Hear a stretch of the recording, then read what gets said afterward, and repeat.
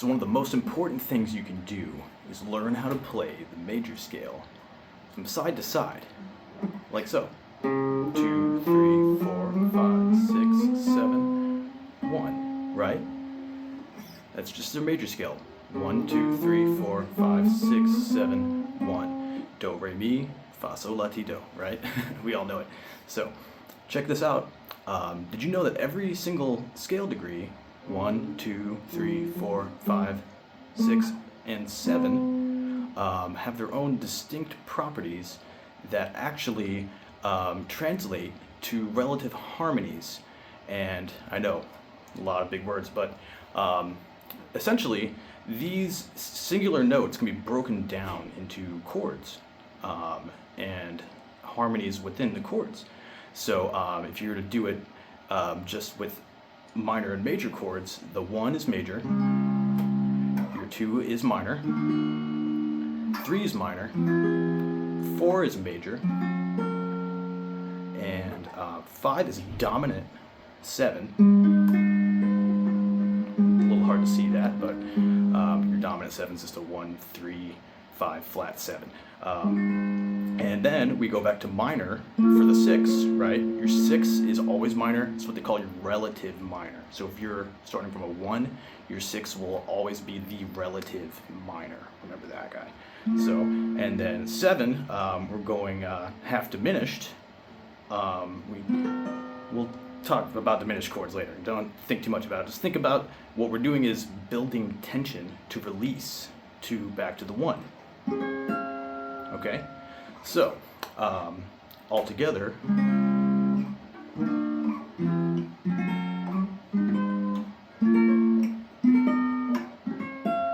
right? Pretty cool. Now we can also supplement these all as 7th chords. So we just add a 7 as well. So this is a 1, 5, 7, 3. Minor 7. Remember, 2 is always minor. 3 is always minor. 4 is perfect, or always major. The perfect 4 thing, you know, there's theories on that as well. And and then dominant 7, remember, for your 5, always. 5 is always dominant 7. 6 is what? That's right, minor. 7, half diminished. And then we'll go back to our 1 again. So all we're doing is following that major scale sideways, right? But we're filling the notes out with the harmonies of the chords.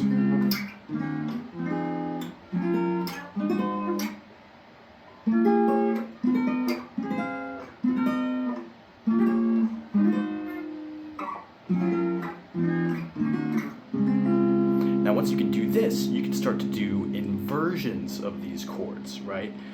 But this all together, what you hear there from 7 to 1, 7 being the highest tension, is diatonic harmony.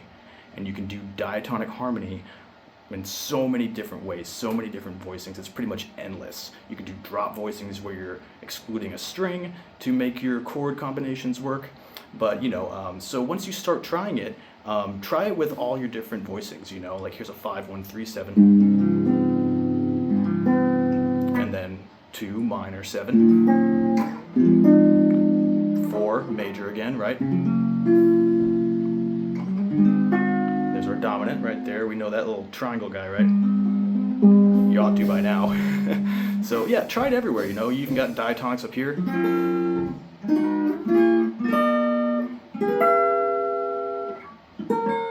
This is my favorite. These are the prettiest diatonics you can do.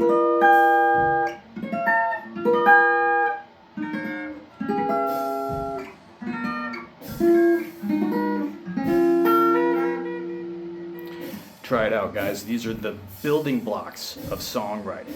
When you hear someone say like a 2, 5, 1, they're doing the 2, the 5, and the 1 if you're in C, right? So just try different combinations. Remember, the 7 is always the most tension, and you know, use it sparingly. You know, use it as a transition most of the time. But do whatever you want, you know, that's what it's for, about having fun and expressing yourself. So take care, guys.